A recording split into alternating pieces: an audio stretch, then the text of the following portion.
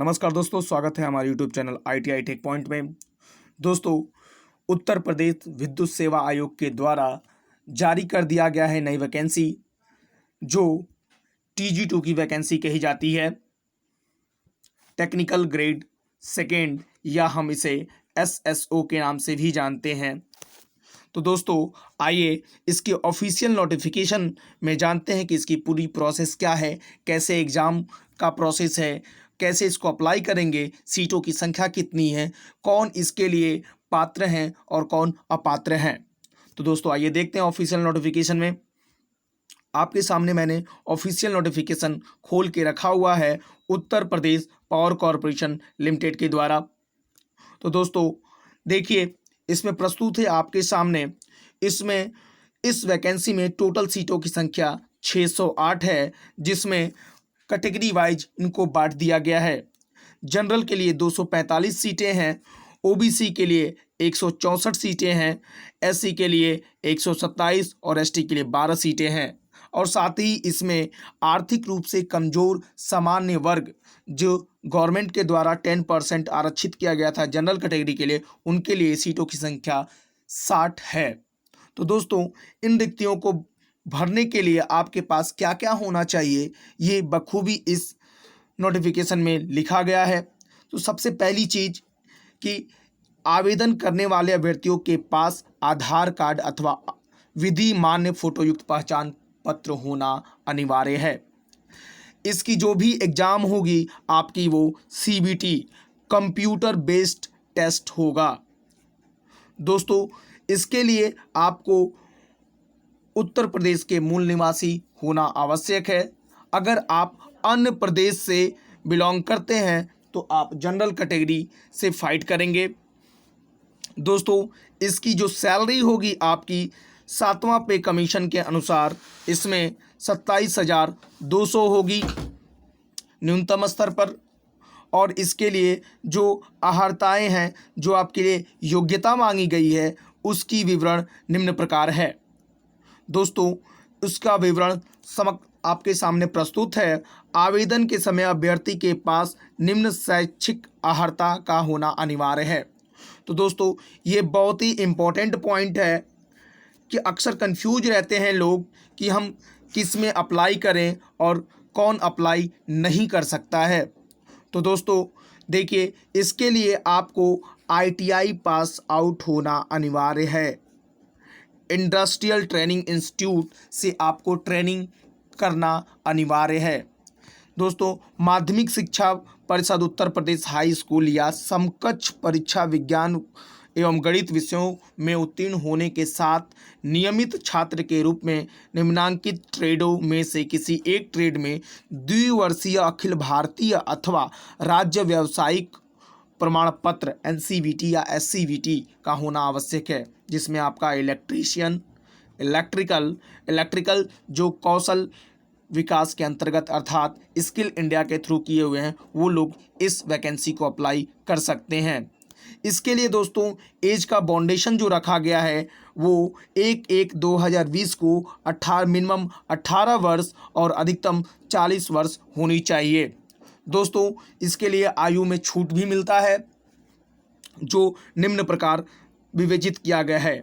अनुसूचित जाति, अनुसूचित जनजाति, अन्य पिछड़ा वर्ग एवं स्वतंत्रता संग्राम सेनानी आश्रित उत्तर प्रदेश का मूल निवासी होना आवश्यक है कि अभ्यर्थी को, जो उत्तर प्रदेश के मूल निवासी हैं, को अधिकतम आयु 5 वर्ष की छूट दी जाएगी।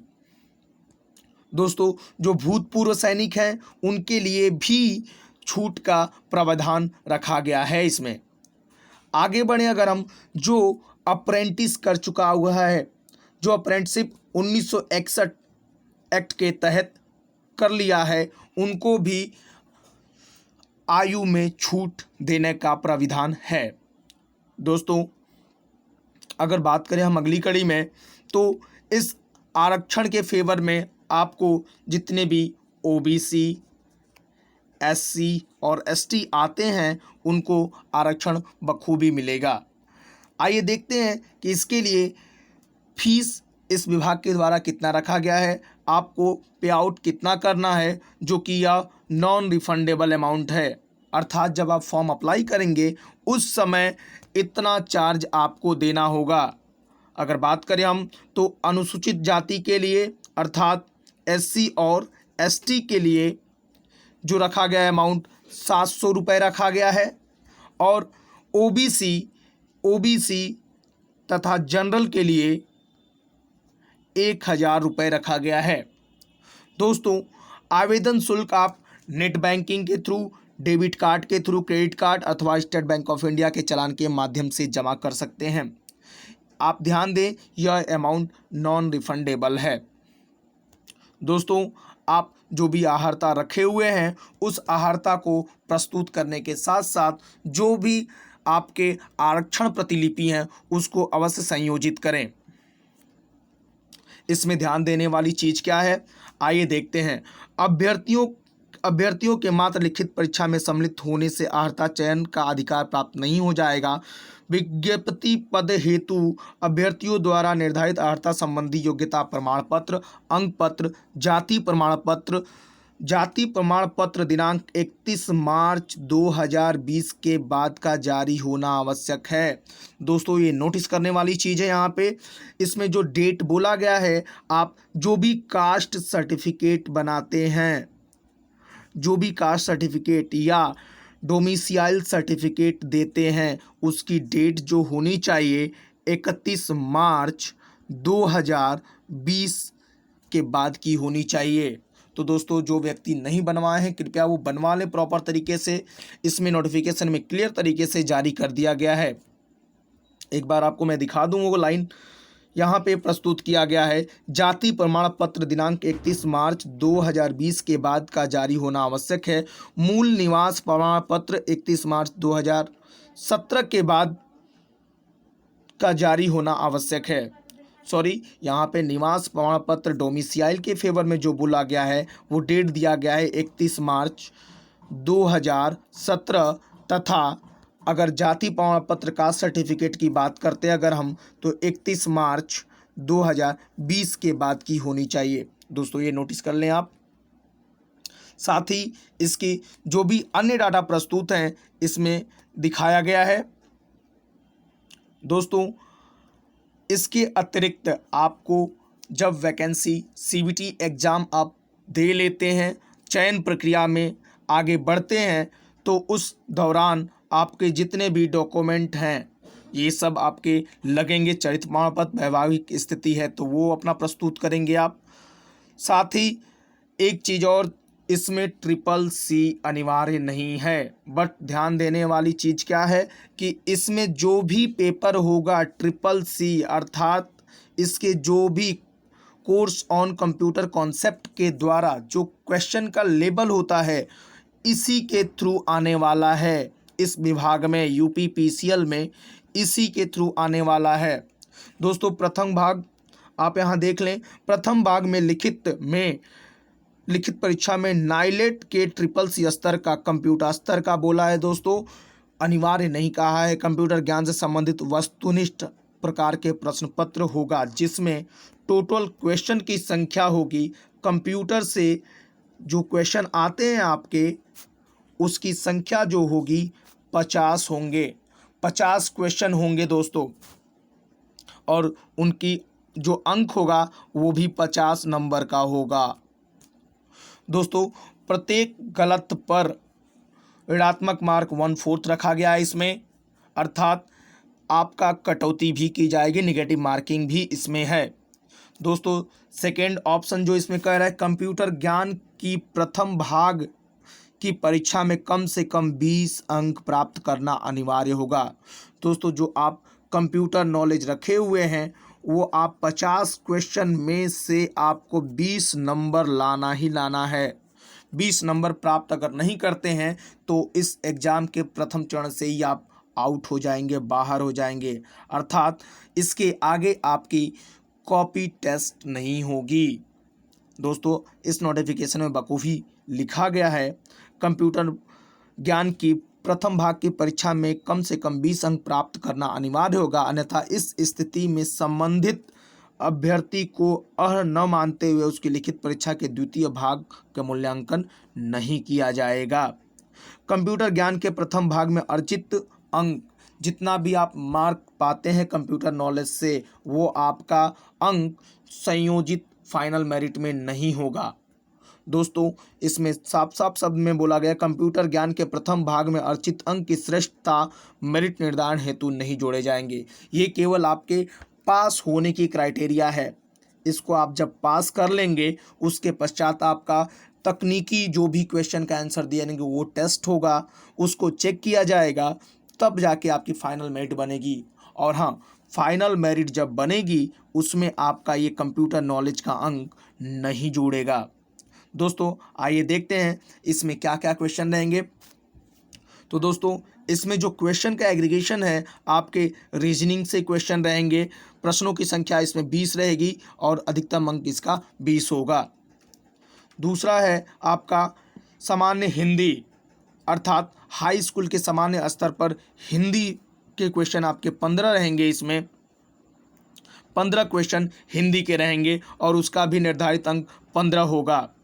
इसमें साथ ही अंग्रेजी अर्थात इंग्लिश के भी क्वेश्चन रहेंगे जो हाई स्कूल लेवल तक ही रहेंगे, जिसकी क्वेश्चन की संख्या 15 होगी। और आपके टेक्निकल जो बहुत ही ज़्यादा इम्पोर्टेंट है, टेक्निकल क्वेश्चन की संख्या इसमें 150 होगी। तो दोस्तों, टोटल क्वेश्चन इस एग्ज़ाम में आपके 200 रहेंगे, 200 नंबर के होंगे। दोस्तों, इसमें जो नोट जारी किया गया है, चयन हेतु द्वितीय भाग की परीक्षा में कम से कम आपको 33.5% प्रतिशत अंक प्राप्त करना अनिवार्य होगा। अर्थात ऐसे अभ्यर्थी जो 67 अंक से कम प्राप्त करेंगे वो भी चयन प्रक्रिया से बाहर हो जाएंगे। तो दोस्तों, आपको 33% तक करना ही करना है और जो भी 200 अंक हैं, 200 अंक में आपको मिनिमम 67 अंक से ऊपर ही लाना है, कम नहीं लाना है। दोस्तों, ये आपके सामने प्रस्तुत है। इसके पश्चात उपरोक्त निर्धारित प्रतिबंधों एवं अर्हताओं के अधीन द्वितीय भाग की लिखित परीक्षा हेतु 200 अंकों पर ही अभ्यर्थियों की अंतिम मेरिट लिस्ट बनाकर चयन प्रक्रिया संपन्न की जाएगी। उपरोक्त अनुसार निर्धारित 200 अंकों की परीक्षा में 2 या अधिक अभ्यर्थियों के समान अंक पाने की स्थिति में उस अभ्यर्थियों का नाम ज्येष्ठता सूची में ऊपर रखेगा जिसके द्वारा अप्रेंटिस की गई है। दोस्तों, यहाँ पे आपको मैं क्लियर कर दूं कि जो भी कैंडिडेट अगर जिनका नंबर सेम आ जाता है, अगर एग्जाम्पल के तौर पे बात करें 135 नंबर के 2 कैंडिडेट मिल गए, तो इनमें वरीयता उनको दी जाएगी जो अप्रेंटिस किया होगा। अप्रेंटिस करने वालों को पहले वरीयता दी जाएगी। साथ ही आगे और देखते हैं, अगर ऐसे कैंडिडेट ज़्यादा मिल जाते हैं 135 नंबर प्राप्त करने वाले, तो उनको उनकी अप्रेंटिस प्लस उनकी एज जो उम्र होगी उस पर वरीयता दी जाएगी। परीक्षा प्रक्रिया से संबंधित अन्य बिंदु इस नियमावली में कोई उल्लेख नहीं है के संबंध में निर्णय लेने के लिए अधिकार अध्यक्ष विद्युत सेवा आयोग प्राप्त होगा। जो भी डिटेल होगा आपका यूपीपीसीएल उसको देखेगा। दोस्तों, परीक्षा जो एग्जामिनेशन सेंटर आपके बनेंगे, कहाँ कहाँ बनेंगे, तो आपके लखनऊ, बरेली, गाजियाबाद, नोएडा, गोरखपुर, वाराणसी, मेरठ, कानपुर शहरों में होगी। दोस्तों, सिचुएशन के हिसाब से इस सेंटर को भी बदला जा सकता है, जैसा कि इस नोटिफिकेशन में जारी किया गया है। दोस्तों, अब बात आती है कि इस फॉर्म को कैसे अप्लाई करें, how to apply that of this form. तो दोस्तों, इसमें साफ साफ लिखा हुआ है www.pcl.org को खोलें और अप्लाई ऑनलाइन अगेंस्ट वैकेंसी के बारे में जो है वो क्लिक करके आप नए पेज पर जाके बखूबी आप इसको अप्लाई कर सकते हैं। चाहे तो आप लिंकअप साइट के द्वारा भी जा सकते हैं, जैसे कि रोजगार रिजल्ट सरकारी.com आदि से भी इस फॉर्म को अप्लाई कर सकते हैं। फॉर्म को प्रारंभ करने की तिथि 1 जुलाई है, 1 जुलाई 2020 है। दोस्तों इसमें प्रवेश पत्र आपका uppcl.org से आप डाउनलोड कर सकते हैं तथा अन्य अहर्ताओं को उसमें आप मेंशन कर सकते हैं। दोस्तों इसमें जो नोटिफिकेशन है, ऑनलाइन आवेदन करने की तिथि 1 जुलाई 2020 से 22 जुलाई 2020 तक है। जो पेमेंट करने का प्रक्रिया है इसकी 1 जुलाई 2020 से 22 जुलाई 2020 तक है तथा जो लोग ऑफलाइन मोड अर्थात चालान के द्वारा जो लोग फीस पेमेंट करना चाहते हैं उनके लिए 1 जुलाई 2020 से 24 जुलाई 2020 तक है। इसकी पेपर जो होगी संभावित अवधि रखा गया है अगस्त 2020 के द्वितीय सप्ताह में है। तो दोस्तों ये आपके लिए लेटेस्ट नोटिफिकेशन हमेशा अपडेट करते रहेंगे हम। हमारा ये वीडियो आपको कैसा लगा, कैसी जानकारी लगी, आप कमेंट बॉक्स में अपनी सुझाव ज़रूर पेश करें तथा अच्छी लगी हो वीडियो तो लाइक, सब्सक्राइब और शेयर भी करें। धन्यवाद दोस्तों।